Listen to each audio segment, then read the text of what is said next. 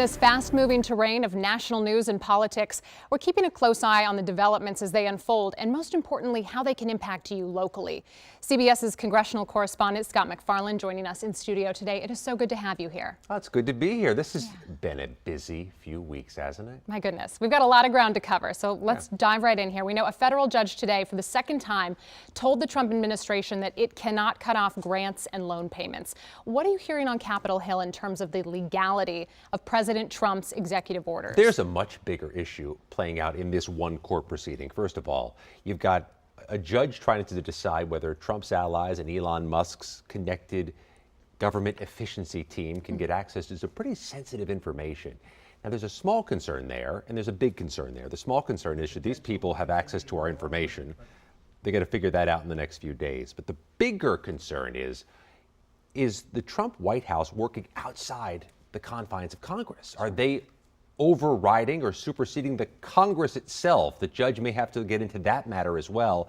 That has a lasting impact for years to come. I keep hearing legality. It comes up often. Our viewers mention it all the time. I wanted to ask you this too. What are your sources saying locally about a potential purge at the FBI and then the larger impact of that? Enormous issue, not just locally, but let's start off with that. There's this list of about 5,000 FBI agents and employees that has been produced. Those are the agents and employees that had something to do with the January 6th investigation. Those who either were on the ground doing arrests, doing interviews, issuing search warrant affidavits.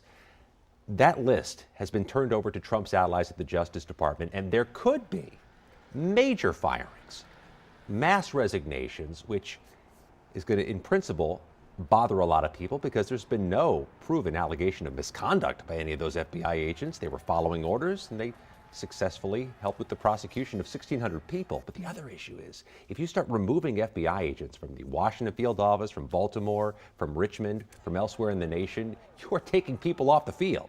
These are players who are supposed to be chasing terrorists, child predators, violent gangs. You remove them. You can't just replace an FBI agent like this. And that's going to cost us some safety. It's going to cost us some money to recruit and train. When I was thinking too, what you just said was so poignant. They cannot hire new FBI agents overnight.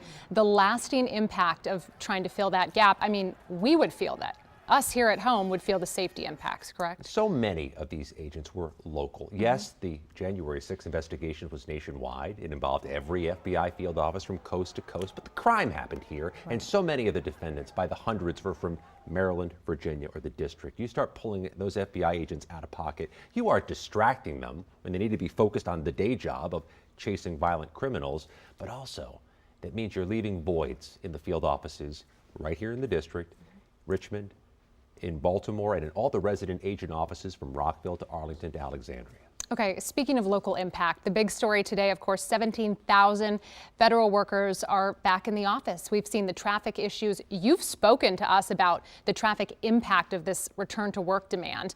I'm just curious what you're hearing on Capitol Hill, what you've observed today from this. It's the most underestimated change the Trump administration has made, without equivocation. You saw that the Navy Yard looks okay today from the previous report. Sure, it's the Monday after the Super Bowl, and not everybody is getting back to work as a traditional day would bring.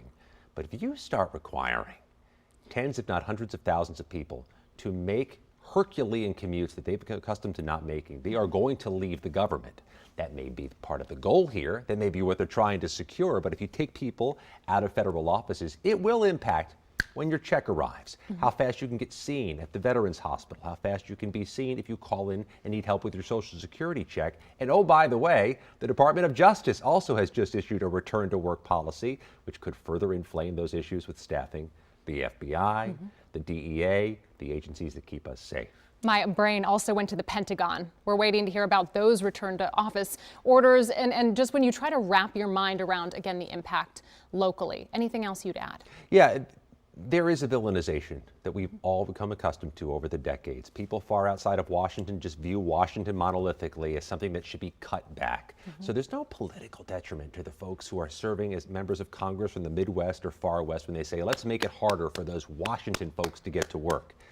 So if there's no political detriment, they're going to plow ahead with this. And if for all the people who serve us, who live in Hagerstown, who live in Baltimore County, who live in Fredericksburg and serve the federal government with a hybrid work plan, because that's manageable for keeping a mortgage and keeping a family.